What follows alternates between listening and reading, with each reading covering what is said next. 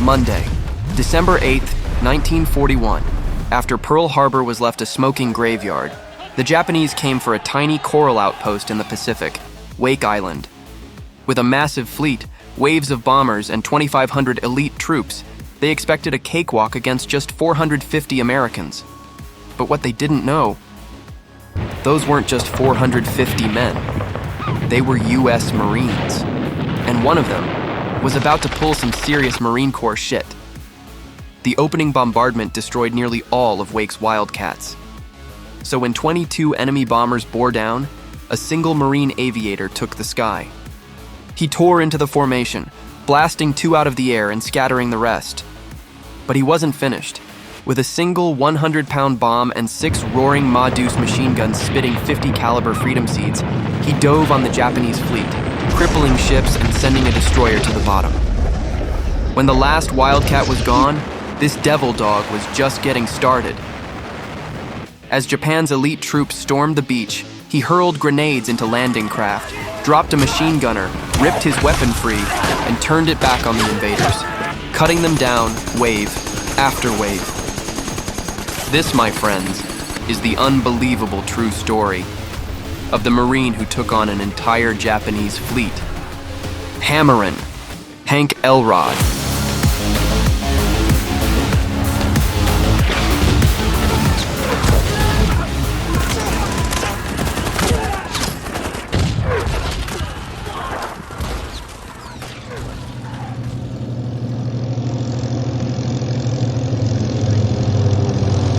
Just 4 days before war would engulf the entire planet, 12 Grumman F-4F Wildcats took off from Eva Field in Hawaii. Up front, Captain Henry T. Elrod, with Marine Corps VMFA 211 on his wing. Their mission? Reinforce a lonely strip of coral in the vast Pacific, closer to Tokyo than to Pearl Harbor, Wake Island. They touched down on Wake that afternoon, joining a scratch force of 450 Marines, sailors, and civilian contractors. No one knew it yet, but those men had just stepped into history. Because at the same time, across thousands of miles of Pacific Ocean, the Imperial Japanese war machine was already on the move. 6 carriers, 400 aircraft, and a strike force of battleships and cruisers were steaming east, toward Pearl Harbor. In the Philippines, Formosa, and the Marshall Islands, more fleets were mobilizing, and on paper charts spread across Tokyo, Japan's high command had circled Wake Island as an early target. The plan? A lightning war across the entire Pacific. Cripple the U.S. Navy at Pearl, seize Guam, roll into the Philippines, overrun British Malaya and Hong Kong, all at once. At 7:55 a.m. on December 7th, 1941, Pearl Harbor erupted in flames, and by mid-morning, it was a graveyard of battleships. But Pearl was only the beginning. That same day, Japanese bombers rained destruction on the Philippines. Troops stormed Hong Kong. Airfields across Malaya went up in flames. And in the center of it all, Wake Island, that tiny atoll halfway between Hawaii and Guam, now stood like a dagger in the path of Japan's advance. The Japanese figured it'd be a milk run. Some naval gunfire, a quick landing, and done. Instead, the Japanese were about to get a brutal lesson in Marine Corps violence. Front and center stood one unbreakable devil dog, Captain Henry Elrod, a man who fought like a one-man wrecking crew.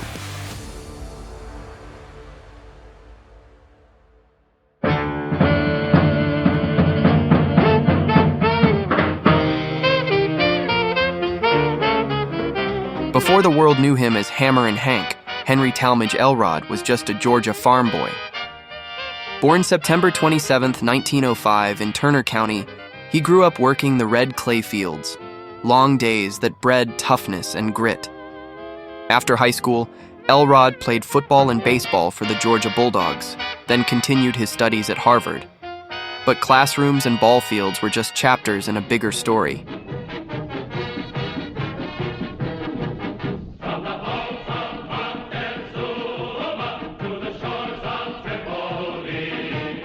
In 1931, Elrod joined the U.S. Marine Corps, earning a commission as a second lieutenant. At Pensacola Naval Air Station, he nearly washed out of flight school, struggling in the air, on the brink of being cut. But quitting wasn't in Elrod's DNA. He doubled down, logged the hours, and clawed his way through the program. Through the late 1930s, he flew with Marine squadrons in San Diego, quietly earning the trust of his men. Off-duty, he married Elizabeth Betty Elrod, a Navy nurse.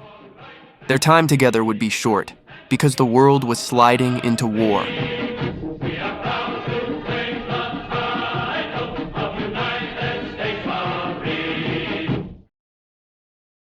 This broadcast bring you this important bulletin from the United Press. Flash, Washington. The White House announces Japanese attack on Pearl Harbor. As the attack on Pearl Harbor raged, Captain Henry Elrod was already in the air, flying a routine patrol east of Wake Island. Because Wake sat across the international date line, it was still the same day. Then came the call over the radio, Pearl Harbor's in flames. Instantly, Wake's defenders snapped to battle stations. Elrod scanned the empty Pacific skies while, on the coral runway, VMF 211's Wildcat sat parked wingtip to wingtip. Mechanics scrambled to fuel and arm them. Below, Marines and contractors swung hammers and shovels, digging gun pits for an attack they thought was still days away. Instead, it came before noon. At 11:57 a.m., 36 Japanese G-3M Nell bombers swept in from the Marshalls, bomb bays open. In minutes, the airfield was a smoking ruin, hangars shredded, fuel dumps blazing. 7 of 12 Wildcats vanished in fireballs, taking pilots, crew, and even the squadron commander's plane with them. From miles out, Elrod saw the smoke before he saw the island. When he dropped his wheels onto the cratered strip, he rolled past burning wrecks, twisted metal, and fallen Marines. In one brutal strike, VMF 211 was cut in half, but Elrod's Wildcat was still intact. And for the fight to come, that would make all the difference.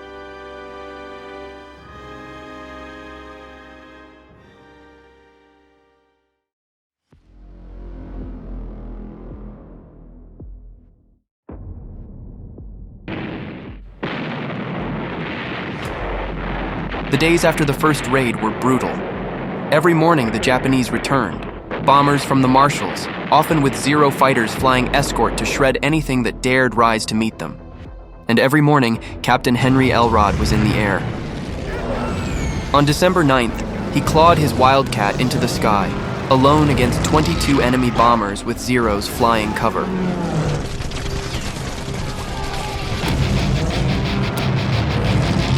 Outnumbered more than 20 to 1, he slashed through their formation, hammering one bomber into the sea, crippling another and scattering the rest. Marines on the ground swore he flew straight through walls of tracers, 50 cals blazing, while Zeros twisted and dove to cut him off. Watching him tear into wave after wave without flinching, the Marines watching on the beach started calling him Hammerin Hank. But each day, the defenders lost more. After the December 8th raid, only 5 Wildcats survived. By the 10th, 4. By the 11th, just 3 battered fighters remained. Each sortie was flown on worn engines, patched bullet holes, and sheer willpower. Then came December 11th. At dawn, the Japanese Navy closed in with 2 light cruisers, 6 destroyers, and transports heavy with invasion troops. The odds were impossible. From Wake's scarred runway, Elrod taxied out, his Wildcat loaded with just a single 100-pound bomb. The F-4F wasn't designed for anti-ship strikes. It was a carrier fighter, not a dive bomber. But Elrod didn't hesitate. At the same time, the Marine shore batteries thundered. 4 ancient 5-inch naval guns, relics bolted into concrete, now roared with fury. Their crews, some firing live shells for the first time in their lives, found their mark, blasting holes in Japanese destroyers and transports. Elrod dove straight at the destroyer Kisaragi. At mast-top height, he released. His bomb slammed into her stern, detonating the depth charges stored on her deck. The destroyer vanished in a fireball, the first U.S. air-to-ship kill of the war. Again and again, he wheeled back, strafing decks and ripping apart landing craft, while Marine gunners pounded ships from the beach. By midday, the Japanese invasion was in tatters. One destroyer sunk, another crippled, transports burning, and the fleet in full retreat. For the first time, the myth of Japan's invincible war machine was shattered by a handful of U.S. Marines on Wake Island. And at the center of it all was Hammerin Hank Elrod. The victory of December 11th roared across the Pacific. For a stunned America still reeling from Pearl Harbor, Wake Island was a spark of hope. Headlines called the defenders the heroes of Wake. For the first time since the war began, Japan had been bloodied, and America believed it could fight back. But that hope didn't last. Humiliated, Tokyo doubled down. They sent carriers, cruisers, destroyers, and this time their shock troops, the Special Naval Landing Forces, Japan's elite naval infantry, disciplined, ruthless, fanatical. They were the Empire's answer to the U.S. Marines. On Wake, the defenders were spent. Food was gone. The wells fouled, water rationed by the cup, ammunition almost gone, and the airstrip, silent. Every Wildcat destroyed. The Marines, sailors, and civilians were all riflemen now, just waiting for the hammer to fall.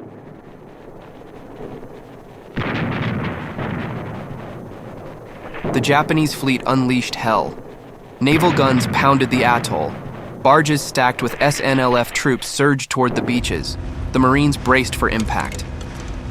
When the first landing craft scraped the reef, Henry Elrod was there. He led a squad of Marines sprinting down the sand. Pins pulled, they hurled grenades into boats packed with Japan's elite naval infantry. Explosions ripped through the enemy before they even hit the shore, buying precious minutes for the defense. But more barges crashed in. Soon, the beaches were swarming. Elrod fought in the thick of it, rallying Marines with his Springfield, dragging wounded men to safety, then charging back into the fire. When his squad was pinned by a Japanese machine gun, Elrod stormed the nest, killed the gunner, and turned the captured weapon back on its owners. The barrel spit fire as he cut down waves of Japan's elite troops. All morning, the Marines fought yard by yard, but the weight of numbers was too much. Still, Elrod kept fighting, rifle, grenades, even the captured machine gun, until his position was nearly surrounded. By midday, Wake was collapsing. Near the airfield, Henry Elrod made his last stand. He fought to the last round, until he was hit. He fell in the sand after hours of ferocious resistance. Captain Henry T. Elrod was 36 years old. When Henry Elrod fell, the defense of Wake crumbled. By midday on December 23, 1941, the Japanese finally broke through in force. Marines, sailors, and civilian contractors fought until their guns ran dry, but the island was overwhelmed. The survivors were captured, many sent to labor camps across the Pacific. Some were executed. Others would spend the rest of the war in brutal captivity. Wake itself was fortified by the Japanese and would remain in their hands until 1945. But the stand of Wake and the story of men like Henry Elrod burned itself into American memory. Newspapers called it the Alamo of the Pacific. Outnumbered, cut off, and abandoned, a handful of Americans had held off Japan's empire for 2 desperate weeks, inflicting thousands of casualties and shattering the myth of Japanese invincibility. For a nation still reeling from Pearl Harbor, Wake was proof that Marines could and would fight to the last round. For his actions in the air and on the ground, Captain Henry T. Elrod was posthumously awarded the Medal of Honor, the first Marine aviator of World War II to receive it. His citation told the story: a pilot who sank a destroyer with a single bomb, who faced down bomber squadrons alone, and who died leading Marines in hand-to-hand combat against Japan's elite. After the war, his body was brought home. In October 1945, Henry Elrod was reinterred at Arlington National Cemetery, among the nation's honored dead. Today, when Marines speak of Wake Island, they speak of courage, defiance, and sacrifice. And when they speak of Henry Talmadge Elrod, they remember a man who fought in the sky, bled on the ground, and died so his brothers could live. He entered the war as Captain Elrod. He left it a legend. To his men, he would always be Hammerin' Hank. If you've made it this far, Thank you. Henry Elrod's story isn't just about one Marine captain. It's about the grit of an entire generation that refused to back down, even when the odds were impossible. Wake Island was supposed to be a quick victory for Japan. Instead, it became a symbol, proof that Americans would fight, bleed, and die before they'd ever quit. But stories like this fade if we let them.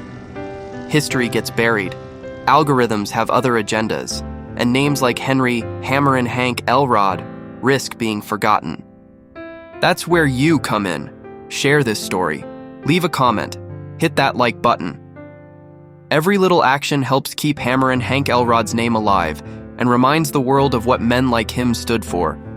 And if you want more stories of Americans who stared down hell and refused to break, subscribe to this channel. Because together we can make sure their courage never disappears. I'm Matt. Thanks for hanging with me. I'll see you in the next story of American grit.